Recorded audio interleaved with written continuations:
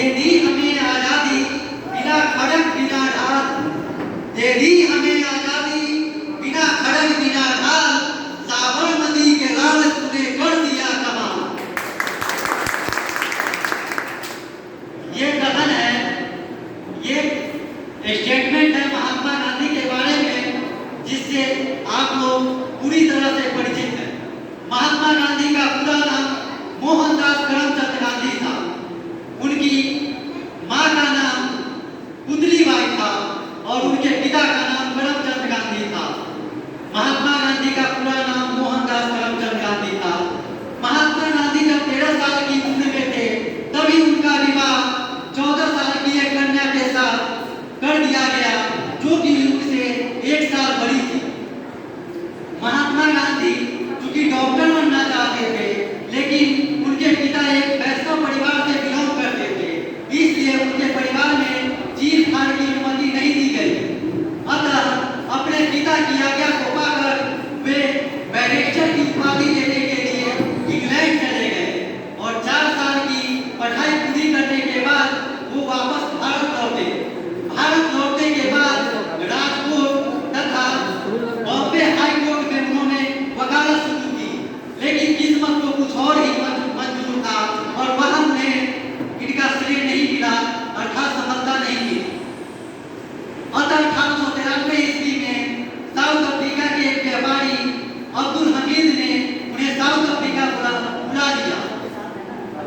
South Africa जाने के क्रम में जब गांधी जी ट्रेन से यात्रा कर रहे थे, तब गांधी जी के पास ऐसी फर्स्ट ईयर की टिकट थी, लेकिन रंगभेद के कारण उन्हें गांधी जी को ट्रेन से बाहर फेंक दिया गया।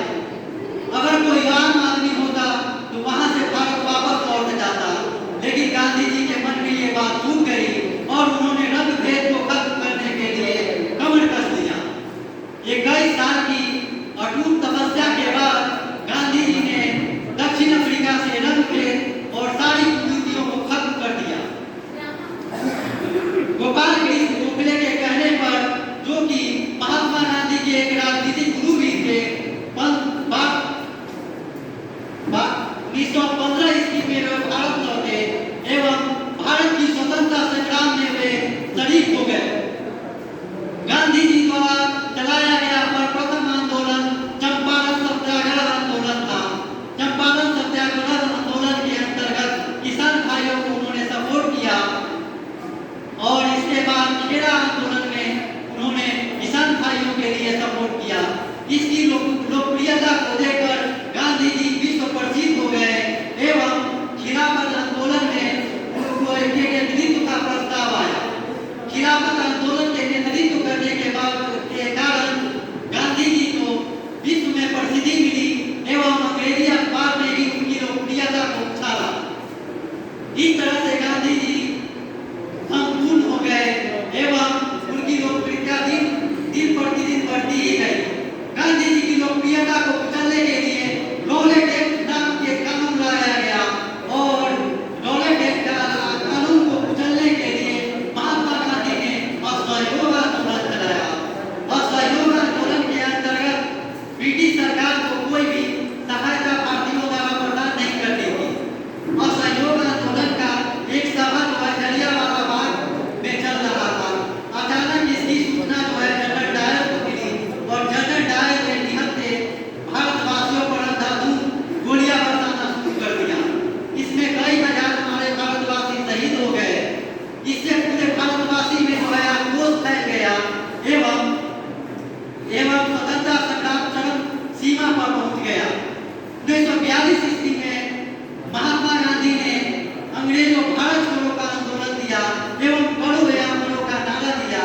महात्मा गांधी की अटूट बलिदान, त्याग एवं समर्पण के कारण 15 अगस्त 1947 को हमारा भारत देश आजाद हुआ और हम इस भारत देश में स्वतंत्र हुए। यह एक विडंबना की ही बात है कि अहिंसा का पुजारी स्वयं हिंसा का शिकार हो गया। 30 जनवरी 1948 को नाथूराम गोडसे ने महात्मा गांधी को हिंसात्मक तरीके से हत्या कर दी और अहिंसा का पुजारी हम लोगों के सामने से मिट गए। लेकिन गांधी जी के मरने के बाद भी उनका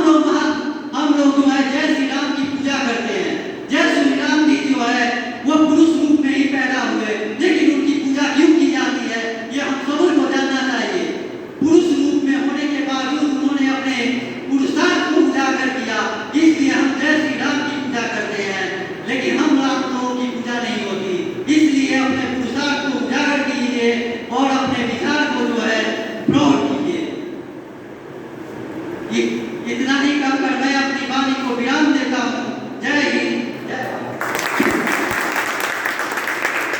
बहुत बढ़िया।